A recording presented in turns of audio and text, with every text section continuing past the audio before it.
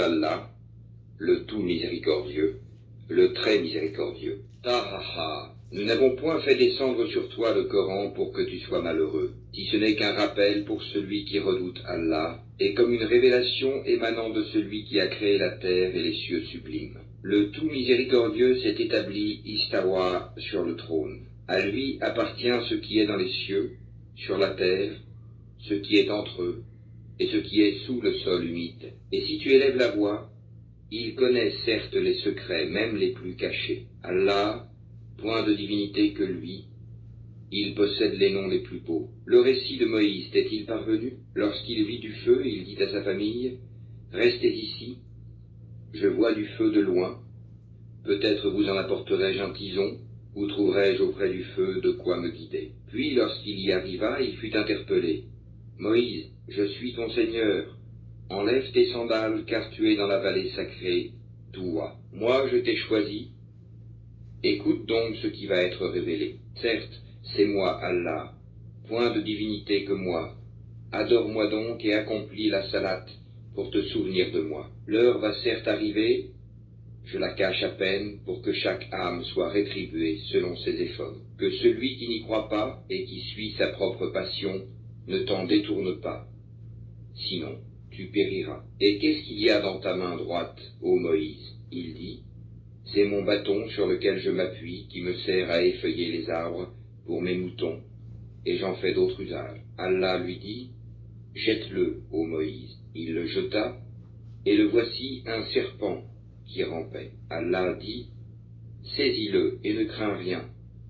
Nous le ramènerons à son premier état. Et serre ta main sous ton aisselle, elle en sortira blanche, sans aucun mal, et ce sera là un autre prodige, afin que nous te fassions voir de nos prodiges les plus importants. Rends-toi auprès de Pharaon, car il a outrepassé toute limite. Moïse dit, Seigneur, ouvre ma poitrine et facilite ma mission, et dénoue un nœud en ma langue, afin qu'il comprenne mes paroles, et assigne-moi un assistant de ma famille, Aaron, mon frère, accrois par lui ma force, et associe-le à ma mission, afin que nous te glorifions beaucoup, et que nous t'invoquions beaucoup. Et toi, certes, tu es très clairvoyant sur nous. Allah dit, ta demande est exaucée, ô Moïse, et nous t'avons déjà favorisé une première fois. Lorsque nous révélâmes à ta mère ce qui fut révélé, mets-le dans le coffret, puis jette celui-ci dans les flots pour qu'ensuite le fleuve le lance sur la rive. Un ennemi à moi et à lui le prendra. Et j'ai répandu sur toi une affection de ma part, afin que tu sois élevé sous mon œil. Et voilà que ta sœur te suivait en marchant et disait, puis-je vous indiquer quelqu'un qui se chargera de lui? Ainsi nous te rapportâmes à ta mère, afin que son œil se réjouisse et qu'elle ne s'afflige plus. Tu tuas ensuite un individu, nous te sauvâmes des craintes qui t'oppressaient, et nous t'imposâmes plusieurs épreuves. Puis tu demeuras des années durant chez les habitants de Madian. Ensuite tu es venu, ô Moïse, conformément à un décret, et je t'ai assigné à moi-même, pars, toi et ton frère, avec mes prodiges. Et ne négligez pas de m'invoquer. Allez vers Pharaon, il s'est vraiment rebellé. Puis parlez-lui gentiment.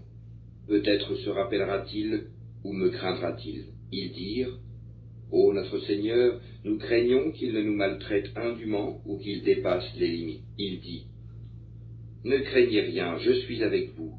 J'entends et je vois. Allez donc chez lui, puis dites-lui, nous sommes tous deux les messagers de ton Seigneur. Envoie donc les enfants d'Israël en notre compagnie et ne les châtie plus.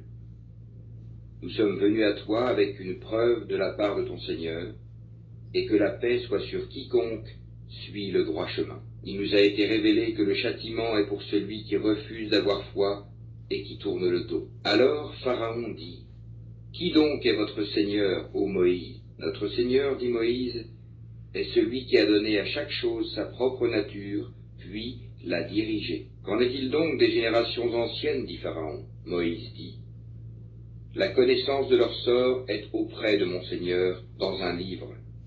Mon Seigneur ne commet ni erreur ni oubli. C'est lui qui vous a assigné la terre comme berceau, et vous y a tracé les chemins, et qui du ciel a fait descendre de l'eau avec laquelle nous faisons germer des couples de plantes de toutes sortes. Mangez et faites paître votre bétail. Voilà bien là des signes pour les doués d'intelligence. C'est d'elle, la terre, que nous vous avons créée, et en elle nous vous retournerons, et d'elle nous vous ferons sortir une fois encore. Certes, nous lui avons montré tous nos prodiges, mais il les a démentis et a refusé de croire. Il dit, « Es-tu venu à nous, ô Moïse, pour nous faire sortir de notre terre par ta magie? Nous t'apporterons assurément une magie semblable. Fixe entre nous et toi un rendez-vous auquel ni nous ni toi ne manquerons, dans un lieu convenable. » Alors Moïse dit, « Votre rendez-vous, c'est le jour de la fête, et que les gens se rassemblent dans la matinée. » Pharaon donc se retira. Ensuite il rassembla sa ruse, puis vint au rendez-vous. Moïse leur dit, « Malheur à vous, ne forgez pas de mensonges contre Allah, sinon par un châtiment il vous anéantira. Celui qui forge un mensonge est perdu. » Là-dessus, ils se mirent à disputer entre eux de leur affaire, et tinrent secrète leur discussion. Ils dirent, « Voici deux magiciens, qui par leur magie veulent vous faire abandonner votre terre et emporter votre doctrine idéale. Rassemblez donc votre ruse, puis venez en rang serré, et celui qui aura le dessus aujourd'hui aura réussi. » Ils dirent, « Ô Moïse, ou tu jettes le premier ton bâton, ou que nous soyons les premiers à jeter. » Il dit, « Jetez plutôt. » Et voilà que leurs cordes et leurs bâtons lui parurent ramper par l'effet de leur magie. Moïse ressentit quelque peur en lui-même. Nous lui dîmes, « N'aie pas peur, c'est toi qui auras le dessus. Jette ce qu'il y a dans ta main droite, cela dévorera ce qu'ils ont fabriqué. Ce qu'ils ont fabriqué n'est qu'une ruse de magicien, et le magicien ne réussit pas, où qu'il soit. » Les magiciens se jetèrent prosternés, disant, « Nous avons foi en le Seigneur d'Aaron et de Moïse. » Alors Pharaon dit, « Avez-vous cru en lui avant que je ne vous y autorise? C'est lui votre chef qui vous a enseigné la magie. Je vous ferai sûrement couper mains et jambes opposées, et vous ferai crucifier au tronc des palmiers, et vous saurez avec certitude qui de nous est plus fort en châtiment, et qui est le plus durable. Par celui qui nous a créés, dirent-ils, nous ne te préférerons jamais à ce qui nous est parvenu comme preuve évidente.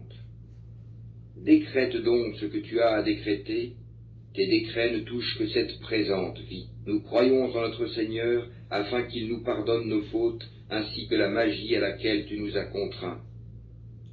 Et Allah est meilleur et éternel. Quiconque vient en criminel à son Seigneur aura certes l'enfer où il ne meurt ni ne vit. Et quiconque vient auprès de lui en croyant, après avoir fait de bonnes œuvres, voilà donc ceux qui auront les plus hauts rangs, les jardins du séjour éternel, sous lesquels coulent les ruisseaux, où ils demeureront éternellement.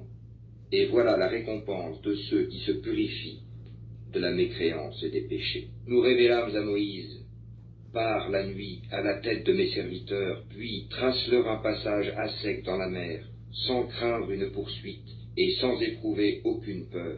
Pharaon les poursuit avec ses armées. La mer les submergea bel et bien. Pharaon égara ainsi son peuple et ne le mit pas sur le droit chemin. Ô enfants d'Israël, nous vous avons déjà délivré de votre ennemi, et nous vous avons donné rendez-vous sur le flanc droit du mont. Et nous avons fait descendre sur vous la manne et l'écaille. Mangez des bonnes choses que nous vous avons attribuées, et ne vous montrez pas ingrats, sinon ma colère s'abattra sur vous, et celui sur qui ma colère s'abat va sûrement vers l'abîme. Et je suis grand pardonneur à celui qui se repent, croit, fait bonne œuvre, puis se met sur le bon chemin. Pourquoi, Moïse, t'es-tu hâté de quitter ton peuple? Ils sont là sur mes traces, dit Moïse, et je me suis hâté vers toi, Seigneur, afin que tu sois satisfait. Allah dit, nous avons mis ton peuple à l'épreuve après ton départ, et le Samiri les a égarés. Moïse retourna donc vers son peuple, courroucé et chagriné. Il dit, ô mon peuple, votre Seigneur ne vous a-t-il pas déjà fait une belle promesse? L'alliance a-t-elle donc été trop longue pour vous? Ou avez-vous désiré que la colère de votre Seigneur s'abatte sur vous pour avoir trahi votre engagement envers moi? Ils dirent. Ce n'est pas de notre propre gré que nous avons manqué à notre engagement envers toi, mais nous fûmes chargés de fardeaux d'ornement du peuple de Pharaon. Nous les avons donc jetés sur le feu, tout comme le Samiri les a lancés. Puis il en a fait sortir pour eux un veau, un corps à mugissement, et ils ont dit, c'est votre divinité et la divinité de Moïse. Il a donc oublié. Quoi? Ne voyait-il pas que le veau ne leur rendait aucune parole et qu'il ne possédait aucun moyen de leur nuire ou de leur faire du bien? Certes, Aaron leur avait bien dit auparavant, « Ô mon peuple, vous êtes tombés dans la tentation à cause du veau. Or c'est le tout miséricordieux qui est vraiment votre Seigneur. Suivez-moi donc et obéissez à mon commandement. » Ils dirent, « Nous continuerons à y être attachés jusqu'à ce que Moïse retourne vers nous. » Alors Moïse dit, « Qu'est-ce qui t'a empêché, Aaron, quand tu les as vus s'égarer, de me suivre? As-tu donc désobéi à mon commandement? » Aaron dit, « Ô fils de ma mère, ne me prends ni par la barbe ni par la tête. Je craignais que tu ne dises, tu as divisé les enfants d'Israël et tu n'as pas observé mes ordres. » Alors Moïse dit, « Quel a été ton dessein, ô Samiri? » Il dit, « J'ai vu ce qu'ils n'ont pas vu. J'ai donc pris une poignée de la trace de l'envoyé, puis je l'ai lancé. Voilà ce que mon âme m'a suggéré. Va-t'en, dit Moïse. Dans la vie, tu auras à dire à tout le monde, ne me touchez pas. Et il y aura pour toi un rendez-vous que tu ne pourras manquer. Regarde ta divinité que tu as adorée avec assiduité. Nous la brûlerons, certes, et ensuite nous disperserons sa cendre dans les flots. En vérité, votre seul Dieu est Allah, en dehors de qui il n'y a point de divinité. De sa science, il embrasse tout. C'est ainsi que nous te racontons les récits de ce qui s'est passé. C'est bien un rappel de notre part que nous t'avons apporté. Quiconque s'en détourne de ce Coran portera au jour de la résurrection un fardeau. Ils resteront éternellement dans cet état. Et quel mauvais fardeau pour eux au jour de la résurrection. Le jour où l'on soufflera dans la trompe, ce jour-là, nous rassemblerons les criminels tout bleus de peur. Ils chuchoteront entre eux. Vous n'êtes restés là que 10 jours. Nous connaissons parfaitement ce qu'ils diront lorsque l'un d'entre eux, dont la conduite est exemplaire, dira « Vous n'êtes restés qu'1 jour ».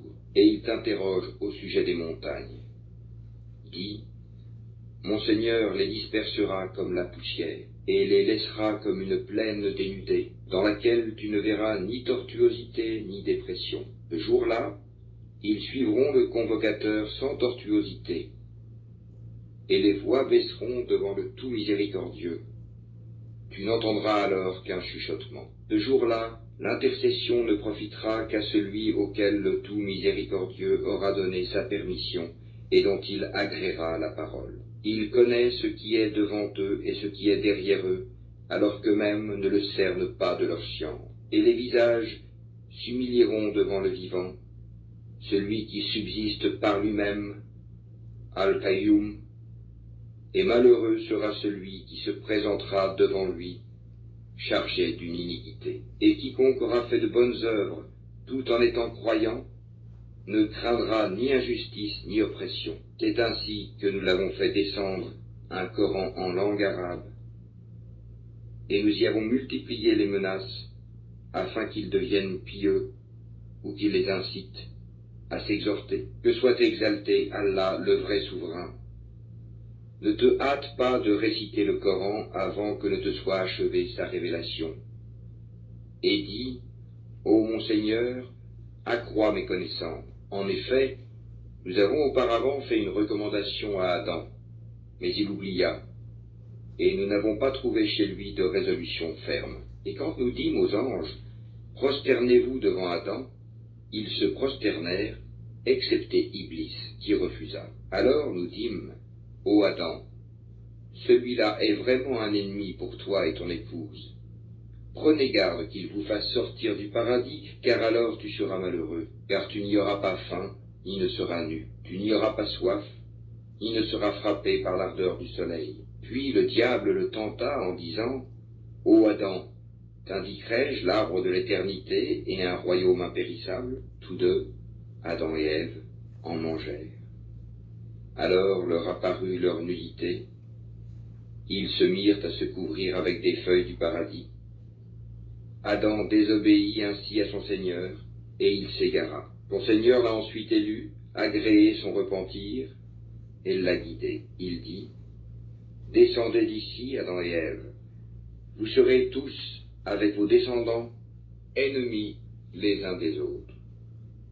Puis, si jamais un guide vous vient de ma part, quiconque suit mon guide ne s'égarera ni ne sera malheureux. Et quiconque se détourne de mon rappel mènera certes une vie pleine de gêne, et le jour de la résurrection, nous l'amènerons aveugle au rassemblement. Il dira, « Ô mon Seigneur, pourquoi m'as-tu amené aveugle alors qu'auparavant je voyais ?» Allah lui dira, « De même que nos signes enseignements t'étaient venus et que tu les as oubliés, ainsi aujourd'hui tu es oublié. Ainsi sanctionnons-nous l'outrancier qui ne croit pas aux révélations de son Seigneur. Et certes, le châtiment de l'au-delà est plus sévère et plus durable. Cela ne leur a-t-il pas servi de direction que nous ayons fait périr avant eux tant de générations dans les demeures desquelles ils marchent maintenant? Voilà bien là des leçons pour les doués d'intelligence. N'eût-ce été un décret préalable de ton Seigneur, et aussi un terme déjà fixé, leur châtiment aurait été inévitable et immédiat. Supporte patiemment ce qu'ils disent et célèbre sa louange avant le lever du soleil, avant son coucher et pendant la nuit. Et exalte sa gloire aux extrémités du jour. Peut-être auras-tu satisfaction, et ne tends point tes yeux vers ceux dont nous avons donné jouissance temporaire à certains groupes d'entre eux, comme décor de la vie présente, afin de les éprouver par cela. Ce qu'Allah fournit au paradis est meilleur et plus durable. Et commande à ta famille la salate, et fais-la avec persévérance. Nous ne te demandons point de nourriture, c'est à nous de te nourrir. La bonne fin est réservée à la piété. Et ils disent, pourquoi ne nous apporte-t-il pas un miracle de son Seigneur? La preuve, le Coran, de ce que contiennent les Écritures anciennes ne leur est-elle pas venue? Et si nous les avions fait périr par un châtiment avant lui, Mohammed, ils auraient certainement dit, ô notre Seigneur, pourquoi ne nous as-tu pas envoyé de messagers? Nous aurions alors suivi tes enseignements avant d'avoir été humiliés et jetés dans l'ignominie. Dis, chacun attend. Attendez donc. Vous saurez bientôt qui sont les gens du droit chemin et qui sont les bien guidés.